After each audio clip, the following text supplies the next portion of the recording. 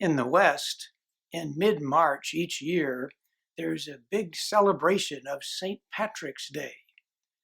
In the past, there have been big parades, people drink green beer and think about Ireland. I don't know how much that has to do with the real Patrick, but there was a real Patrick. He lived 16 centuries ago, and his life to me is actually much more exciting and interesting. Patrick was a teenager on the island of Britain. He had a comfortable middle-class life until one day his whole world turned upside down. He was captured by pirates and taken across the sea and sold as a slave in the land of Ireland.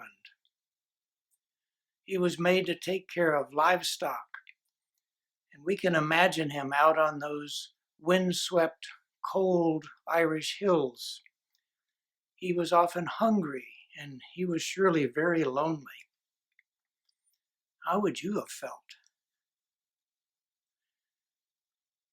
Well, he began to think about in his earlier life that his family took him to church. His father and his grandfather were both leaders in the church, but he himself was not very interested in Christianity. But now, as a slave, he began to think about what he had been taught, and he became a real, serious follower of Christ. After he had been a slave for 6 years, he had a dream one night. And in this dream, there was a ship that would take him back home if he could just get to the coast. But it would be very dangerous.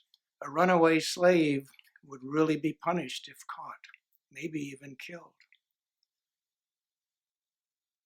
What would you do if you were faced with a really risky choice? Well, we'll find out what happened to Patrick and what he decided and how it affected for the good the lives of millions of people in the future. Next time, we'll talk about that.